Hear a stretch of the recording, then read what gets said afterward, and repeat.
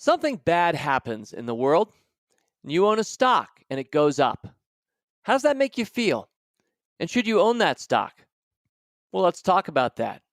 And Tesla stock crossed $200 a share in 2014. It went mostly sideways for 5 full years.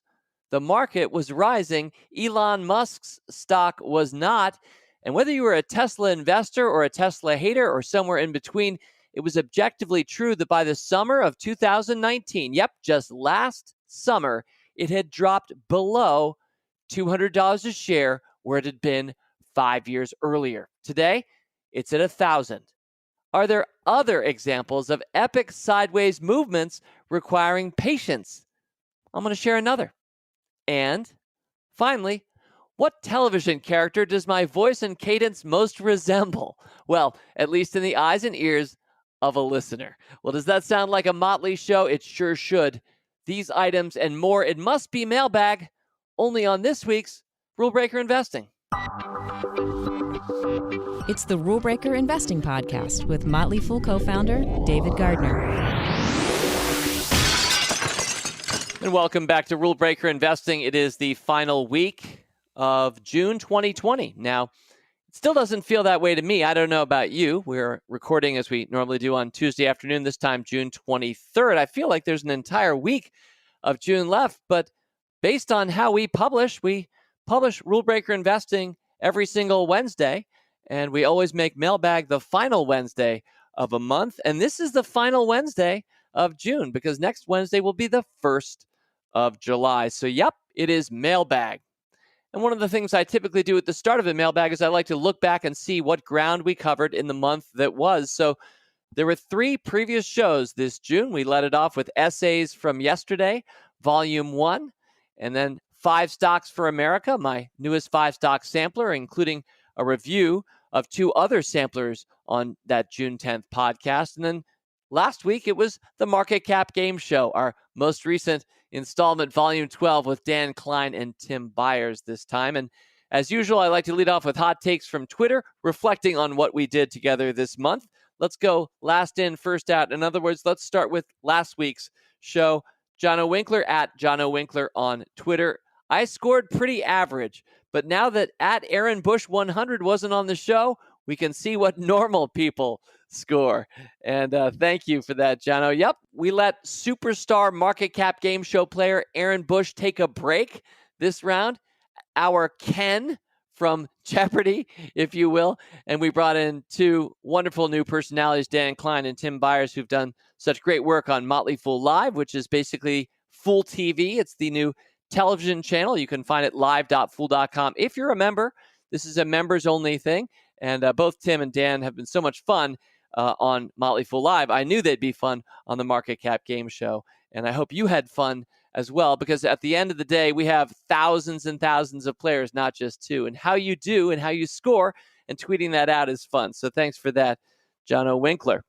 And then, that week before, it was 5 Stocks for America. That was a really interesting one. It was a creative act on my part. I was trying to think, what am I going to do with this 5-stock sampler for June? And then I thought back to past podcasts where we talked about what are America's core values, which feels like a great question to be asking here in 2020. And so having previously answered that, I then picked a stock for each of those 5 core values. And at Sisu_runner, Matt, you wrote, "Thank you, Rule Breaker Podcast and David G. Fool, for your America-themed 5-stock sampler: liberty, enterprise, justice, resilience, kindness. Ideals that we need to work for all of we the people." And at first, Matt writes, "I already own 3 of the 5 selections." Well, I'm glad to hear that, Matt. I'm also glad to note, and you know that we're never about short-term scoring here, and yet everything counts. So it is fun to note that 5-stock sampler just 2 weeks later is already beating the market by 7 percentage points. Pulled up most of all by Etsy. Etsy, I made my enterprise stock. Enterprise. By the way, enterprise will be a theme later in the show. And another fun feature of that podcast was the review of 2 past 5-stock samplers. And at the time, one of them was coming due. That means when I pick 5 stocks in a 5-stock sampler, I typically make it a 3-year game that we're playing. And I check in after year 1 and year 2. and year 3 to see how those stocks have done and what we can learn from it. And if you were listening a couple of weeks ago, you'll remember that 5 stocks riding the bull market was a couple percentage points behind the market averages. And I'm always trying to beat the market, not just with 5 stock samplers, but in life. That's the ruler, that's the measure of so much of my work. And of course, I wanted to beat the market with those 5 stocks. And as it turned out, and by the way, if you follow me on Twitter at David G. Fool, you probably saw me crowing a little bit about this. Those stocks, when the market closed last week and ended the 3 years of 5 stocks riding the bull market, sure enough, those 5 stocks had ended up beating the market. And it wasn't even close. It was a remarkable 10-day period. 5 stocks riding the bull market officially closed out on June 19th of 2020. 39.3% was the average gain of those stocks. The market, 27.0%. They ended up winning by more than 12 percentage points. So a great 3-year run, well, for at least some of those stocks, most particularly Wayfair, which was the monster that pulled those 5 up. But I appreciated some of the tweets that I got about this. James Chen at JamesChen810. You wrote, I am so glad this particular sampler ended up beating the market. I mean, of all of your samplers, the title of this one has got to be the one that's most representative of your winners win slogan. And James, I really appreciate that point. Yes, it's worth remembering that those 5 stocks riding the bull market were intentionally selected at all-time highs 3 years ago when the market itself was at an all-time high. So I had fun with that at the time. I made a point with that we like to add to stocks that are winning. We're not afraid of stocks that are at all-time highs. So all 5 of those stocks that just ended up beating the market by more than 12 percentage points, rising 39% on average as a group, yep, those stocks were at all-time highs. So you're right, James. And at Tim Isaacs 1, you said it proves so well it's possible to achieve market-beating returns by buying stocks at all-time highs. Tim, you go on, this is counterintuitive to many who are looking at 52-week lows to step up their next, in quotes, bargain. Thanks, David. Hashtag winners win. And at StockPact, congrats at David G. Fool. I was rooting for you. Isn't it astounding that the 3-year trek, that'll come back a little bit later in the show, that the 3-year trek for this group came down to the very last week? While almost always sensible, diversification can produce funny results over short time periods. And I'm glad you point that out. I want to double underline that every 5 stock sampler that I'm picking, those are stocks I like beyond just the 3 years, of course. But in my case, we would be spending all of every one of the RBI podcasts if we were just reviewing past 5 stock samplers. If I were picking them for 7, 8, 9, 12 years, there wouldn't be time to get a word in edgewise. So yes, I make it a 3-year game, but every one of those stocks that closed out last week, 5 stocks riding the bull market, or that I picked for 5 stocks for America, all of those are stocks I intend to hold for years and years. And most of them, we have cost bases well lower than where I picked them for a 5 stock sampler. So I want to make sure everybody knows we're in this for the long haul, even if these samplers sometimes just last 3 years. All right, a couple more Twitter hot takes. Yep, if we go back 1 week before, I was reading essays that I'd written years ago, hoping that they would still feel fresh and relevant, and partly enjoying that time had passed and we could see how the world had changed and what the meaning of those words might be in 2020, even if they were written in 2005. And I asked you, my dear listenership, should I keep doing this? Is this a series that you'd like to recur in future? And I'm happy to say, maybe you were just trying not to hurt my feelings, but all I heard were good words of affirmation and people saying, yes, please do that again. At Hodges _ David, we never heard why you stopped writing the essays at the beginning of each monthly newsletter. I really enjoyed the look back at old essays. Please do it again. You're right, Hodges.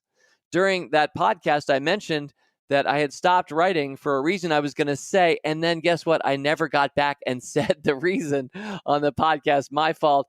Don Karpik, you said at Tokyo Boiler, you said, David G. Fool, I never heard why you stopped doing essays, even though you said you would let us know. I thought I'd missed it, so I listened again. Essays were great. Please make it a regular event. Well, thank you for that, Don. And Hodges, yeah, here's the short story behind that. So indeed, every one of the Motley Fool newsletters, and back then they were newsletters, we're talking about paper back in the day. So Motley Fool Rule Breakers and Motley Fool Stock Advisor would open up with the opening page, and it was an essay. And I would write it if it was Rule Breakers, or Tom and I rotated for Motley Fool Stock Advisor. And we did that for years and years. I have to admit, even though I think of myself as a writer and I've written a lot, I need deadlines, and I don't really write out of intrinsic motivation. I will double underline that. I need deadlines. So when some years ago our services began to shift to being electronic and we started to drop the idea of making them paper newsletters, at that point, there was no longer kind of a front page that needed to have an essay anymore. We were becoming digital services. And so as it turns out, people weren't clicking as much on the essays. And my team started saying, hey, Dave, just so you know, the positioning is no longer what it was for the essays. They're not getting the clicks as much anymore. Do you want to still write them?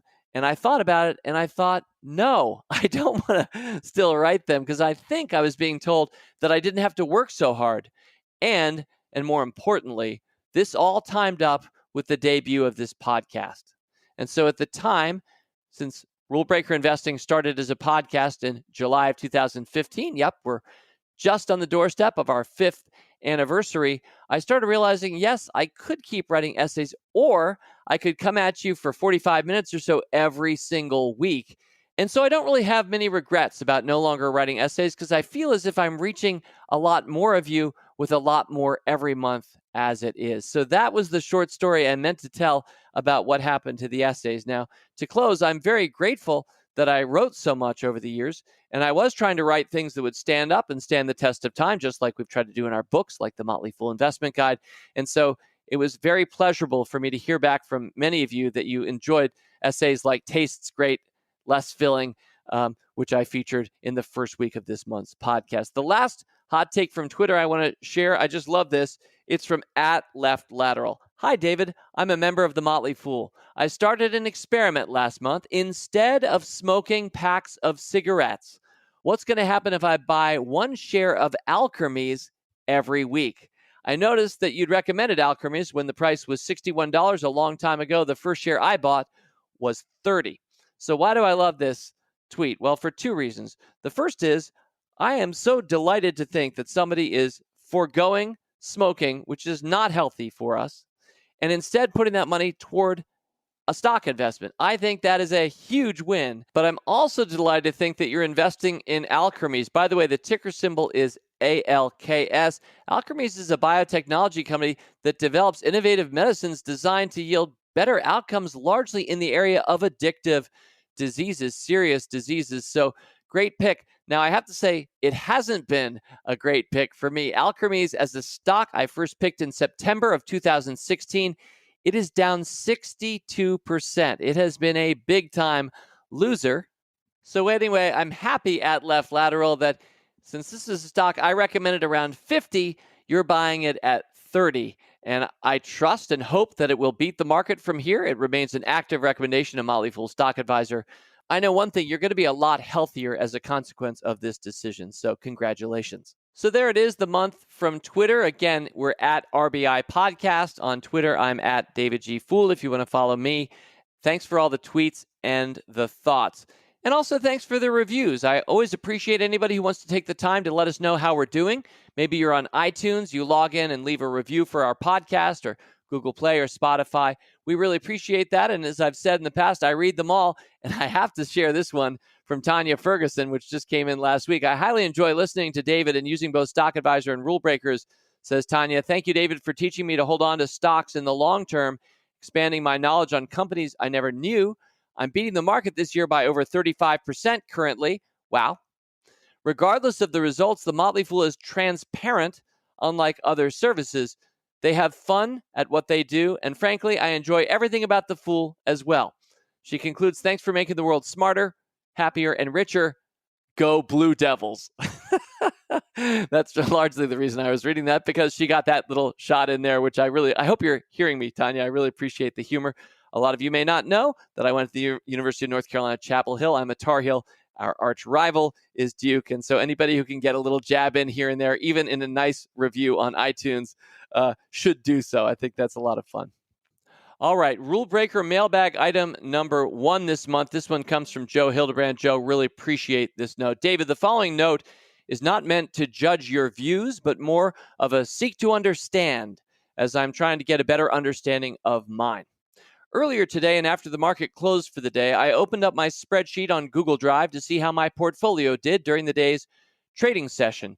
Joe inserts, by the way, this is the sheet that was heavily posted on Fool forums, and we mentioned it here on the podcast as well after the discontinuation of the scorecard tool that we had on our site last year. Joe says, I was not originally a big fan of this spreadsheet as it was very manual, but I've now come to love the versatility. Well, I'm really glad to hear that. Yep, that was created by Brian Withers, a longtime Motley Fool volunteer and staffer, and many, Brian, are enjoying your spreadsheet. Anyway, Joe goes on, I have the display sorted by my total value, and typically my overall gains or losses can be attributed to my top 10 holdings.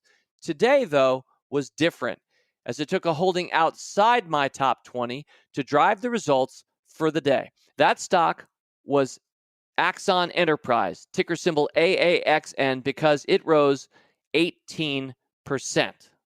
Joe goes on, I quickly became conflicted since a large majority of that gain is a direct result of the nationwide protests over George Floyd's death. I originally purchased Axon over 2 years ago after either a Rule Breaker Investing podcast or recommendation, and I believe the body camera and subscription service would lead to a more accountable police force, which would increase trust in their actions. While I still think that is true, a day like this makes me question if I want to continue to own a company that succeeds after events and civil unrest that have transpired the last couple of days. Tomorrow, Joe writes, and by the way, this is written a few weeks ago, tomorrow is still hours away, but I believe I do not want to be an owner of a company like this, and I'll be selling my shares in the morning. I prefer my capital to be invested in companies that succeed when bringing value and happiness to customers and not at the pain and dissatisfaction of citizens. Curious of your views, especially with how passionate you are about conscious capitalism. Thanks, Joe Hildebrand. So, yep, as I said at the top of the podcast, something bad happens in the world. You own a stock, it goes up. How does that make you feel? And should you own that stock? Well, this is a great note because it was written so sincerely by somebody acting on his convictions, and it opens up a conversation that I think is important. And while I'll just be making a small contribution this week to a much bigger issue nationwide, here it is for what it's worth.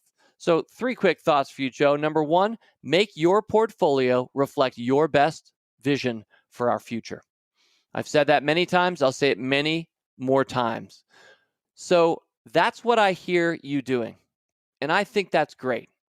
Whatever I would have done, I certainly admire your intentions here to align your money with your values.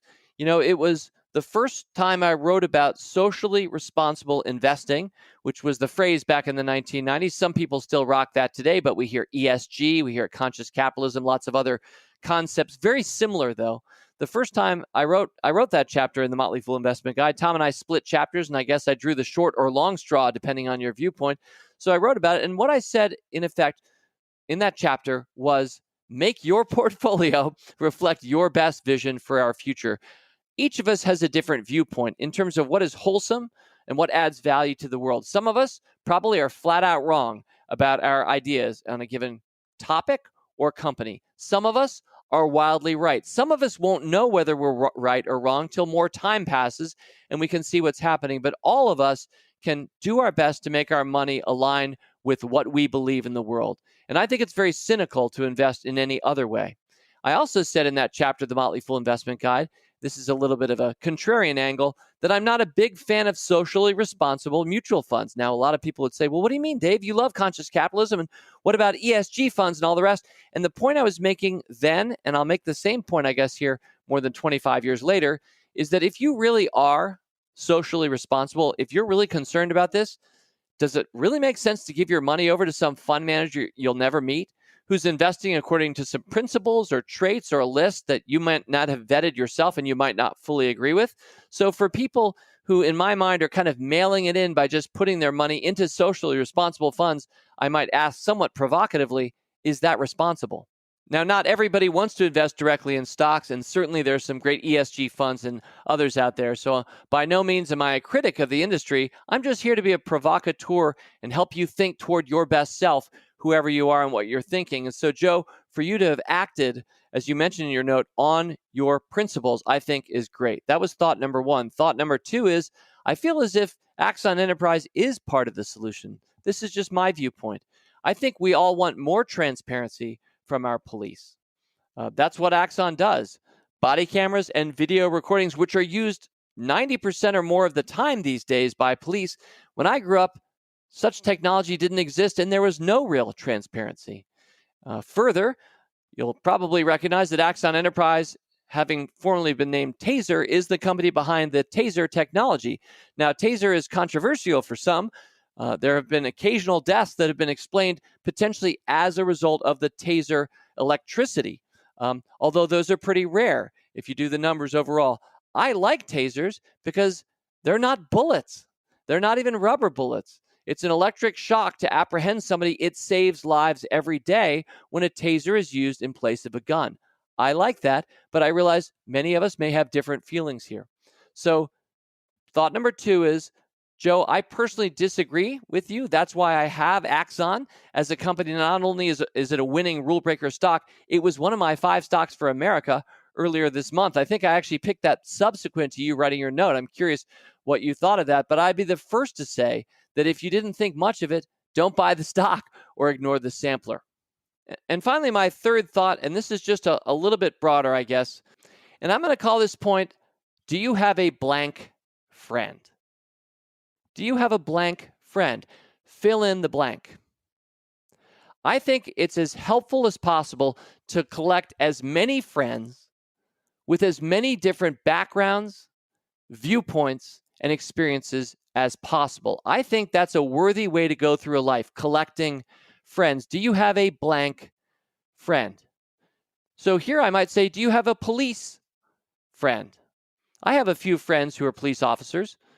I've really appreciated hearing their viewpoint. It aligns with a lot of the people protesting against the police, but it's also held by people who are in many cases putting their lives on the line every day for you and for me and making the world safer. Now, it's always a shame when bad apples really spoil the public's view of things. And in my experience, our media will typically find the bad actors and make them drive the headlines. Enron was a far more written about stock back in those days than whatever we were picking in Motley Fool Stock Advisor, which I think has done better as a 20-year hold than Enron. But nevertheless, Enron tends to imprint itself on a lot of people's minds when they think about bad business or they just think about the stock market. Well, I was influenced as a young guy when I had a full summer internship with the police department in Rochester, New York. So that was a summer where I got to see things I've never seen before. I got to empathize. I got to understand how hard it is to be a police officer. Their divorce rate is much higher than the American divorce rate today. Levels of alcoholism and stress are much higher. And these are all, a lot of them are the good people. Because in my experience, most people who enter the police force are doing it out of a positive motivation and indeed do a lot of heroic, in many cases, and important things in small and big ways every day. So I have a police friend, and I hope everybody listening to me right now has a police friend.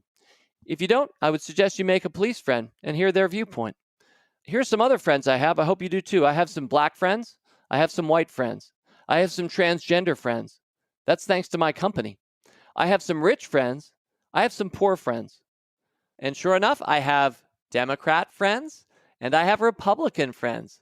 I live here in the nation's capital. All of them are all around me, even though I'm not much for the political world myself. You're darn right I have a very diverse group of friends who have different minds on a lot of different topics. Maybe the reason that tolerance is so important for me, or kindness is for me an American core value, or forgiveness. We need a little bit more of that today, right alongside accountability. Maybe the reason I'm more centrist in my leanings is because I've tried to get to know as many different types of people as possible. I try to have as many blank friends as possible. So I'll just rhetorically conclude this point by asking each of us, if you find that you disagree with a group of people, but you can't identify a friend that you have in that group of people, whatever type of group we're talking about, I would suggest you make a blank friend. And by the way, this isn't following someone on Twitter, although I suppose it can start that way. This is a real relationship. I'm talking about a friendship. All right, Rule Breaker Mailbag, item number 2. This comes from Frank DiPietro. On a recent Motley Fool TV episode, David mentioned amidst all the volatility around COVID-19 in the market that he has not made a trade in 2020. Wondering if he would share with the Rule Breaker podcast audience, as it says a lot about his style of investing and the true meaning of what it means to invest and hold shares through thick and thin.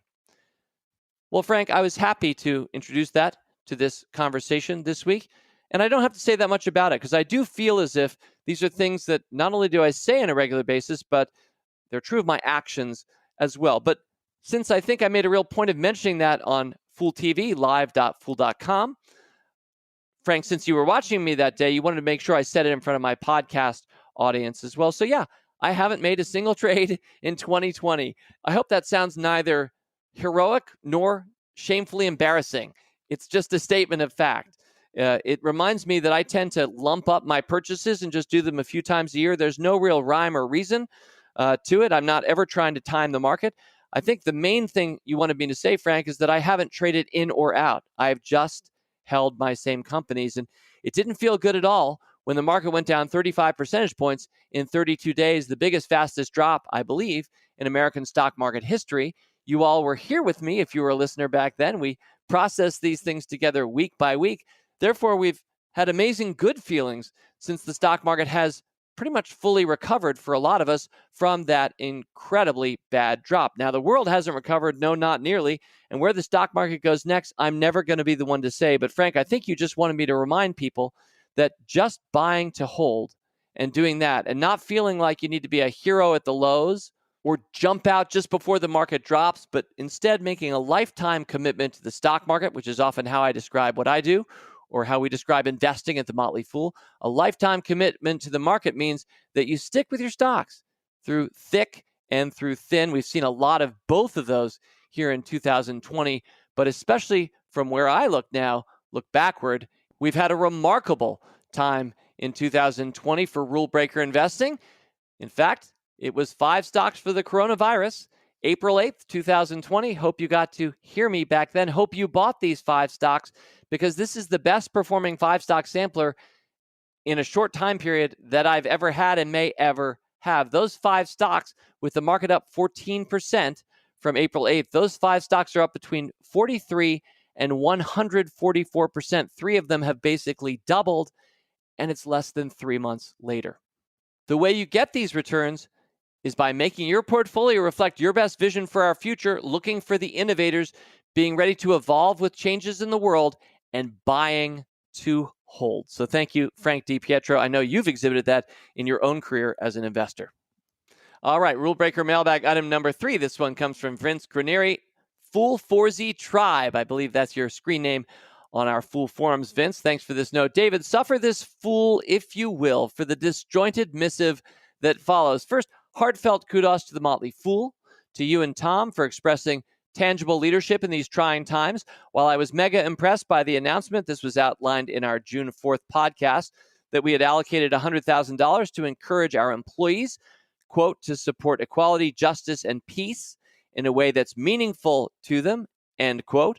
And by the way, that was a decision that our CEO, my brother Tom, and our leadership team made to give each of our employees $250 that they could donate to anything that they felt, quote, supported equality, justice, and peace in a way meaningful to them. Vince goes on to say, your fingerprints are evident in the positive expression of that very mission, but you go on to say, I did not see a way to join you directly. And then it happened. A routine call among the associates of the virtual company that I founded, Vince writes, was derailed by political comments that fractured my team. I needed to bring them back together. As I listened to the podcast, when you encouraged us to follow suit, I thought, of course, that's one way to drive home my feelings about the gravity of this situation. So the next morning, I began my conference call with the team by outlining the terms of the challenge. Each of my associates will receive $100 extra in their next paycheck to support equality, justice, and peace in a way that's meaningful to them. A good deed to offset their poor past judgment and remind them how fortunate we are to be a cohesive team if we're able to stand above the events around us and commit to each other's success. Well, Vince goes on, in that same June 4th podcast, you read your old essay comparing investing to wine. How interesting, as I am hopefully a foolish investor, but also a self-proclaimed wine snob, the good kind. After a heart attack almost 10 years ago, Vince writes, I had to make lots of lifestyle changes. The only good thing I could do more of was to drink wine. So it began. And as you pointed out, it can be intimidating to make choices of both individual wines and individual stocks. Over time, however, both can be quite gratifying if you look beyond conventional wisdom. No one can hope to beat the market. Well, we now know otherwise, thanks in large part to the Motley Fool. Analogous to that in the world of wine is the notion that red wines are best if aged for many years and white wines should be enjoyed immediately.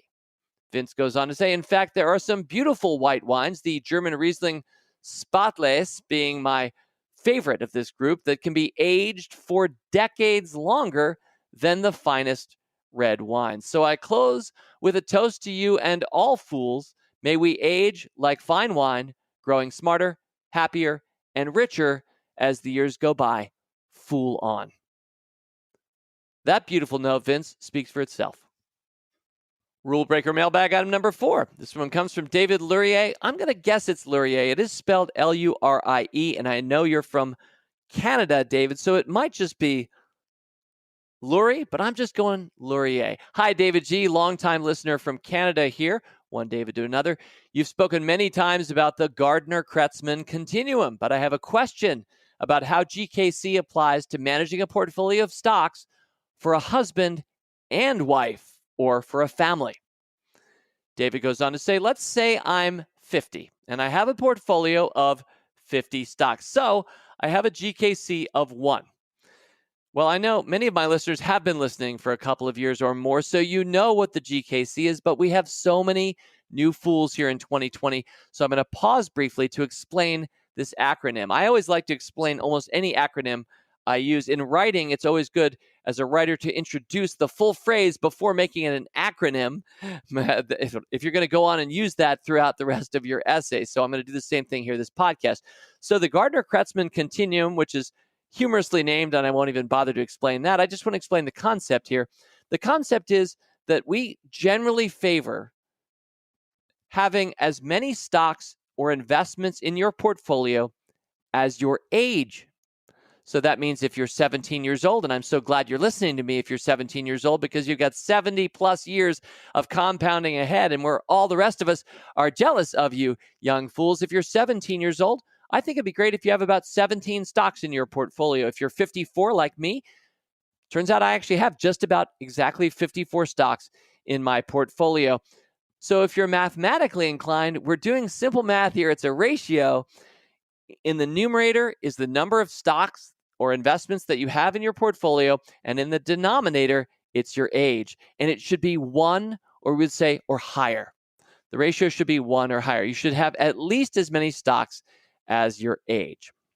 I'm going to get back to David's note in a sec. I'm not going to explain further, but I think it should be self-evident that we favor diversification. And so we think it's great over the course of a life to add more and more stocks and further diversify yourself so you're not overweighted on any 1 or even 5 or 10 stocks. You end up with a big, robust portfolio of abundance, which puts a big smile on my face when I think about that, with so many fools having done that worldwide here over the last 25 years. And we're only just getting started, right, fools? Anyway, back to David. My work here is done, right? But wait, he says. Again, he's 50. He's got a portfolio of 50 stocks. But wait, my wife is also 50, and so she has stocks in her name as well. Would you recommend we have 100 stocks between us, 50 times 2, in order to maintain a GKC of 1 based on our aggregate age? Or would you see that as too much diversification? I know your mileage may vary, but how do you think about this for your family? Thanks as always, David Lurie. Well, since you're asking me, I'll tell you that I think it's just fine to make you and your wife a single unit and say that your portfolio should have 50 or more investments in it. I definitely don't think that a full family needs to sum up all of their ages and have that many investments in a portfolio. Now, I won't gainsay it. If somebody wanted to do that, or they really like to be highly, highly diversified, or if in a marital relationship you end up with one of you really wanting to take a certain angle to the market, or you're having friendly competition, I think it's great to have your own stocks and maybe your own GKCs. But for the most part, I think of my family portfolios as supporting my family. And so for this reason, I'm very comfortable just thinking we're at about 54 stocks since I'm about 54, even though it's there to support others besides me. But you know me well, David, because you anticipated what I would have said in closing, and I'll still say it anyway. Your mileage may vary. All right, Rule Breaker Mailbag, item number 5. This one is from Rich Schwartz. Thanks for this note, Rich. David, I wrote you last November, which you read on your Thanksgiving podcast. As I recall, you saved it for last, which I took to mean it was the best note you received that week. Well, I think that's fair to assume that. Rich, you know that one of my goals is always to save the best for last, not just in life, but also for podcasts. And so it's typical that I say, well, I won't even say the best, just something special. I like to have a special ending. You remember how Steve Jobs would say, oh, but wait, right near the end of a presentation, and then he'd show the amazing thing that Apple was about to do next at the end. That's kind of what I've always tried to do on this podcast. So yes, Rich, delighted to know I saved you to last. It was a great note. You go on to say, in any event, as a follow-up, I wanted to let you know that the Schwartz Fool continuum is now 100%. Now, you're having fun with that because all you really mean by that 100% is that all of your kids are now investors. That's the 100% you were shooting for.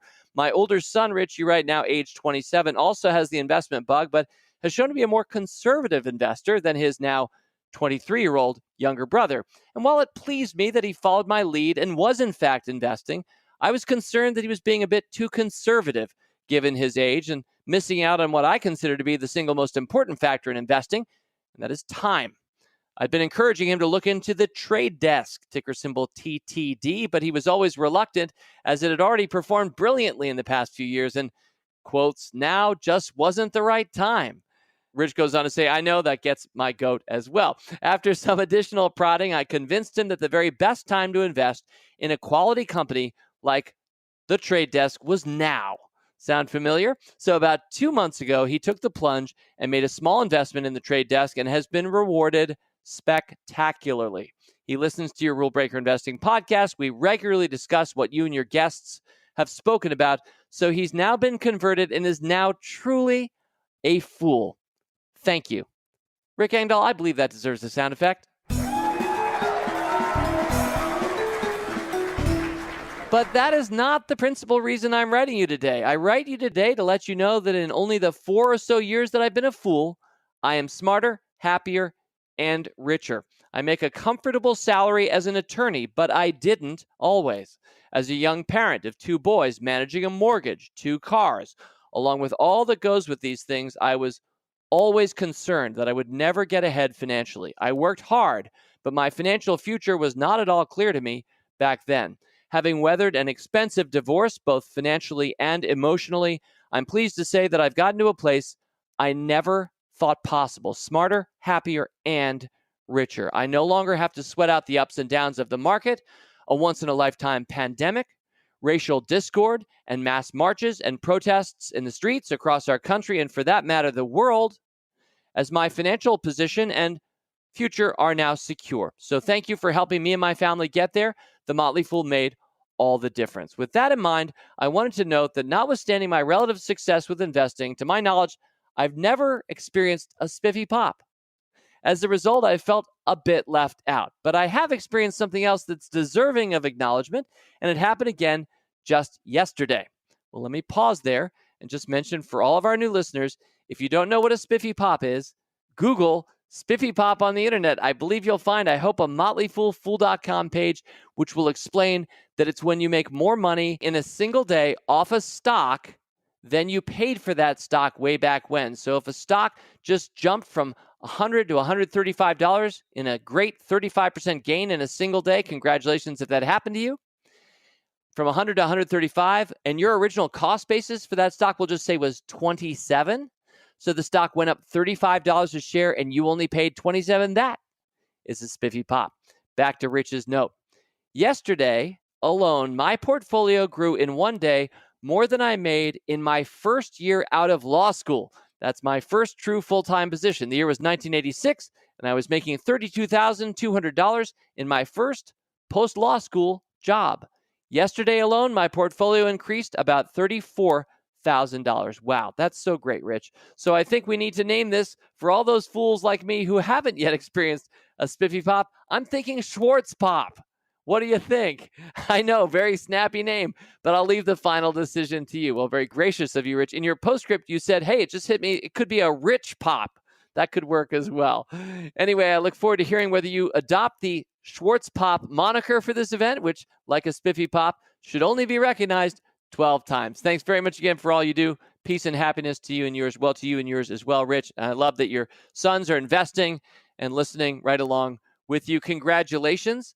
I love that spiffy pops have given rise to other forms of pops. The one spiffy pop new form I don't like is the spiffy drop, which is the name we give to when a stock loses more in a single day than you paid for it. So, for example, if that stock went from 100 to 65, that's a $35 drop. You paid 27, that's a spiffy drop.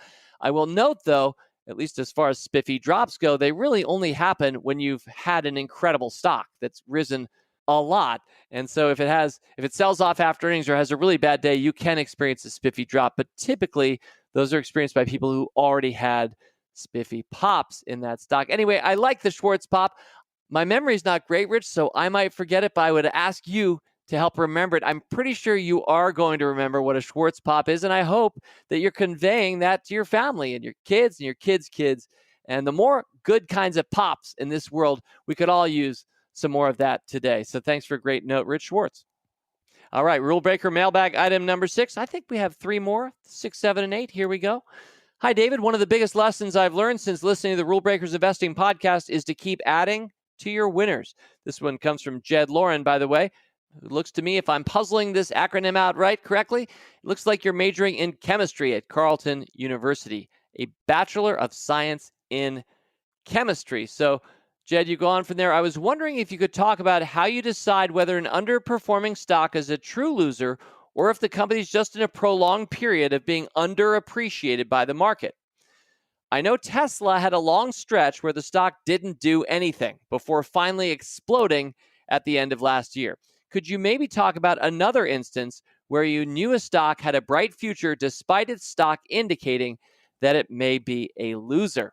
Well, this is one of my favorite topics, Jed, because anybody who invests over the only term that counts, the long term, probably has lots of stories. If you just spend a little time going back and looking at a stock that you've held for 5, 10, or 15 years, there are all kinds of stories baked into that graph and emotional dynamics and things happening in the world at large and good and bad earnings, new innovations, new competitors showing up that tip these stocks up and down. And sometimes, even for a dynamic company like Tesla, as you mentioned, it can tread water for 5 years. And that's exactly what Tesla did.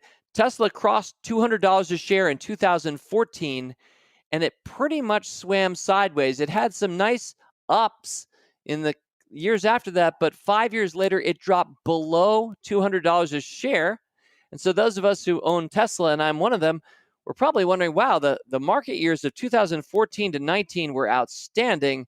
Here's my Tesla stock behind where it was in 2014. Well, as you well know, Jed, and as many of my listeners will, especially the shareholders among us, Tesla stock, even though last summer it was below $200 a share, it's now at $1,000 a share as we record. So it has truly exploded. Our cost for Motley Fool Rule Breakers is around $31 a share. So it has been a true winner for those who subscribe to Rule Breakers and buy and follow on the advice that we give you not to sell, etc. But you asked, are there some other stocks like that? And sure, here's one. One of our biggest winners, one of my biggest winners, and yet I don't talk about it that much. We tend to talk about things like Netflix and Amazon, and we're just mentioning Tesla. But on April 15th, tax day of 2005, I recommended ticker symbol NVDA, a little company, and it was kind of little back then, known as NVIDIA, to my Motley Fool Stock Advisor members. The stock was at $6.55 a share. Now let's follow it from tax day of 2005 to today and see what those 15 years looked like together. Shall we, Jed? All right, so fast forward 2 years later, it's October of 2007. The stock has gone from $6.55 to $40. It was a big time winner, a 6-bagger in just about 2 years. We were riding high and feeling great. Remember the Great Recession, 2008-9? Well, unfortunately, NVIDIA got whacked, and the stock by the end of 2008, again, it had been $40 in October 2007 was down below 6. So that 6-bagger that we racked up in 2 years, all of a sudden we gave all that away and more, and we were underwater. And let's fast forward 6 years now, from the end of 2008 to the end of 2014, the stock was at 20. So 2014, it's now 9 years later. We're still happy, right? The stock's gone from 6.5 up to 20, but it was at 40 in 2007, and 7 years later, it was half that. All right, let's keep letting some more time pass. The stock goes on to cross 40 once again in 2016 for the first time since 2007. 2016 was a really good year for NVIDIA. It went up from 30 at the start of the year to 90 to close the year. It was the number one performing stock on the S&P 500. In one of my more capital F foolish moments, and I love doing this, and I think you all know this, and 5 stocks riding the bull market partly illustrates this, but I decided, since there was a lot of fanfare, that NVIDIA, this Motley Fool stock advisor holding that we'd had for 11 years and counting, our cost was 6.5, the stock was at 90. It was the number one performer on the S&P 500. I decided, what stock should I re-recommend as my first stock pick of 2017? And I decided, let's go with NVIDIA. Yep, winners win, right? And I'm happy to report that re-recommendation's done really well. It was at 90 then. By the end of 2017, that year, it was at 210. So that's right, ladies, gentlemen, and fools everywhere. The stock that was the number one performer in 2016, tripling in the S&P 500, then went on to more than double the year after. And boy, weren't we happy until 2018, when the stock, which had hit 280, I hope all these numbers aren't too hard to follow in your mind. You can always look at a stock graph of NVIDIA from 2005 to 20 to see the full picture. But the stock was at 280. And do you remember all the hope about cryptocurrency and how NVIDIA, in part, had a big part of its business riding on the crypto industry? Well, as crypto started to show it didn't have the extreme growth and relevance for society today that a lot of people hoped that it might by then, really crushed NVIDIA stock. And in fact, autonomous cars, and think about Tesla's performance in 2019, wasn't great either. And NVIDIA stock dropped from 280 to 120 in 2018.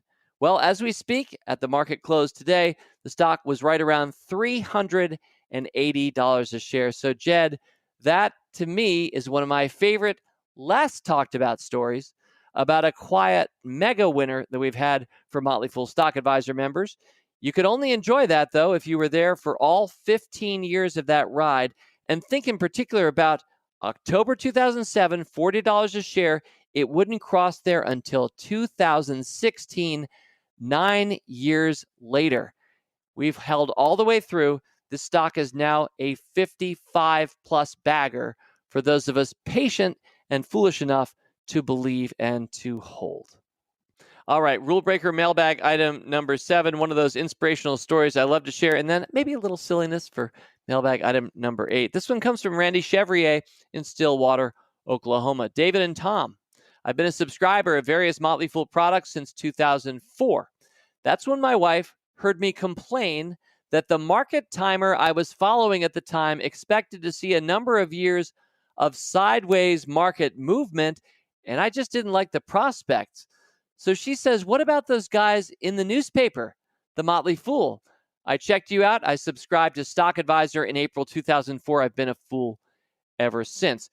I'm going to pause it for a sec to just say that a lot of you will be aware and a lot will not that the Motley Fool has had a syndicated newspaper column for more than 2 decades. Our wonderful partner, Universal Press Syndicate and Andrews McMeel. This is a company that syndicates Doonesbury and Dilbert and maybe some of your favorite op-ed writers. Yep, they've also been syndicated the Motley Fool all the way through. And while newspapers aren't as big a business today, they're still out there.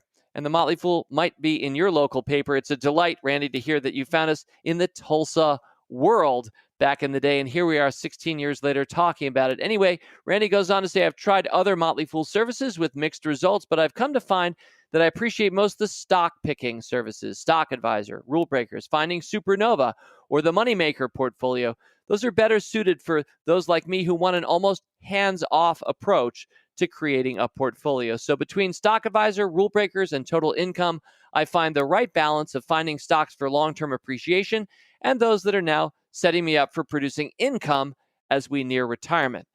He goes on to add, and I can't do this for a podcast, but he goes on to add a graph that demonstrates why he appreciates the appreciation of their portfolio over the last 16 years. And it's one of those graphs that starts in the lower left and it amps up over the course of time. It's kind of sideways for years and years, right? But it's one of those that steeply starts rising as the power of compounding kicks in. And Randy, on this graph, you point out with some red arrows and inscriptions here and there that you started investing in companies. You weren't afraid of investing in downturns, and you marked that somewhere around 2004. That's when you joined the Motley Fool. And despite doomsday predictions that you were hearing in 2009, you marked it up there. You kept holding, and the word that comes through is hold, hold, hold. Back to your note, the courage it took to hold in March of 2009 has been the best lesson in my investment life. The results of the gains following that downturn gave me courage to hold during a downturn following a huge bull market when everyone said it's over. Well, that downturn ended Christmas Eve 2018, and then COVID-19 hit and all might be lost. I had the courage, Randy writes, to hold, even buy to some extent. Fortunately, that's paid off through today. It might not pay off for the next 3 years, but I'll bet it pays off 2 of those 3 years, says Randy with a winky emoji. While the chart might have gone up some if I hadn't found the foolish way of investing, I don't know I would have had the courage to hold during those 3 tough times. The chart includes saving, but nothing extreme, just regular IRA contributions, and those skipped a few tough years. I love investing the foolish way because I get to learn about companies and get to learn about myself better. I'm just getting able to really let my winners run and ignore my weeds. And as I near the time we're going to be divesting during retirement, I look forward to learning more on how to do that best, the Total Income Service and the Motley Fool Answers podcast. They've been great teachers so far. I suspect I'll be visiting Rule Your Retirement soon. Randy concludes all this to say, thank you for writing articles and placing them in the Tulsa World for my wife to suggest to me for investing advice. Even though she has no desire to learn about investing herself, she does ask me to talk stocks when she can't go to sleep. Thanks for following your desire to make the world and me smarter, happier, and richer. Fool on. Sincerely, Randy Chevrier, Stillwater, Oklahoma. Well, I love that note, Randy, because I love what you did, right? It's you who are holding, and it's you, all of our fellow fools worldwide, people hearing me right now, people who may hear this podcast years from now. You're the one making the decisions. We're just providing advice. We're giving you our best shot, and we're trying to model good behavior, and we're coaching and teaching all the way through. And I think I can say fairly that as much as I love my work, my favorite part of my work is this podcast I do every week. But you're the one who decided to hold. You're the one who toughed it out through 2008, 9, etc. So congratulations to you, because yes, haven't you learned a lot about yourself, and aren't you pleased by so much of what you learned? And look at the outcome and the results that you're getting. I also want to put in a quick note of thanks to Selena Morangian, who's a longtime Motley Fool staffer, and for years and years has written that column that goes out to papers. So Tom and Dave were never writing the syndicated column. It wasn't by David Gardner and Tom Gardner like our books. Nope. It was the Motley Fool syndicated column.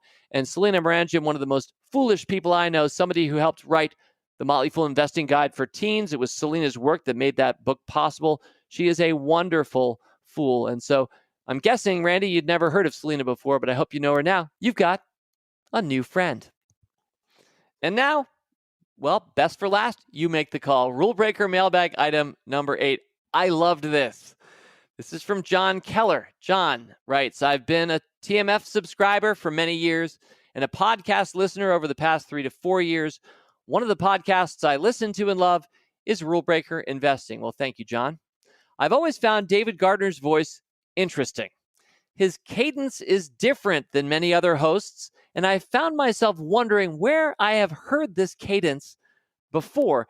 And then it dawned on me, John writes, William Shatner, a.k.a. Captain James Tiberius Kirk of the Starship Enterprise, had a similar cadence and pace to his voice. It's not an earth-shattering observation, John writes, but one I found interesting nonetheless. Thanks for all you do, and keep it going. Well, I don't know if anybody else agrees with John. I know I'm in too deep myself to even be able to tell. I sure did watch a lot of Star Trek growing up. I've been a lifelong Trekkie. I wouldn't be great at Trekkie trivia quizzes because there are so many Treks. I can't even keep up. There's the new streaming one on CBS. I haven't even watched that one yet. Oh, and I'm not even talking about Picard, which is another one that I haven't watched. And so there is so much Star Trek. But wow, I sure did watch all of the original show, and I think I watched them in reruns over and over as a kid born in 1966, growing up in the 70s. Yeah, I remember new Star Trek would come on and I'd be like, yeah, that's the one I saw 3 years ago, right? Because the show, I think, lasted for just 3 seasons, and so they just kept repeating them. And so at the age of 7 and 10 and 13, I'd see the same one over and over. And so maybe William Shatner's cadence and pace started to play into my own mind. I certainly am a fan of Priceline. William Shatner revisited us later in a new form, the frontman for Priceline. I think a lot of us will remember those ads. And boy, has Booking Holdings been an incredible stock pick for us in Motley Fool Stock Advisor. So these things might be interrelated. John, I really don't know what to say about this. In fact, I think the only thing I can say is to pick 3 of Captain Kirk's greatest lines and simply close this week's podcast by saying them. Now, I haven't gone on YouTube, and I don't exactly know how he pitched these lines. I can't hear them in my mind's ear, but perhaps my cadence or pace will either, on the one hand, oddly mimic James Tiberius Kirk, or on the other hand, do something completely different and probably much worse than what he did with these very lines on the original Star Trek show. So 3 great lines. Here they are. The first one comes from the Corbomite maneuver, season 1, episode 10. Here it is. You know, the greatest danger facing us is ourselves, an irrational fear of the unknown. But there's no such thing as the unknown, only things temporarily hidden, temporarily not understood. And then from Day of the Dove, season 3, episode 7, there's another way to survive: mutual trust and help. And boy, isn't that a good message for 2020. Star Trek, timeless. And then this one to close. This one comes from season 3, episode 13, Elan of Troyes. The prejudices people feel about each other disappear when they get to know each other. As always, people on this program may have interest in the stocks they talk about, and the Motley Fool may have formal recommendations for or against. So don't buy or sell stocks based solely on what you hear. Learn more about rule breaker investing at rbi.fool.com.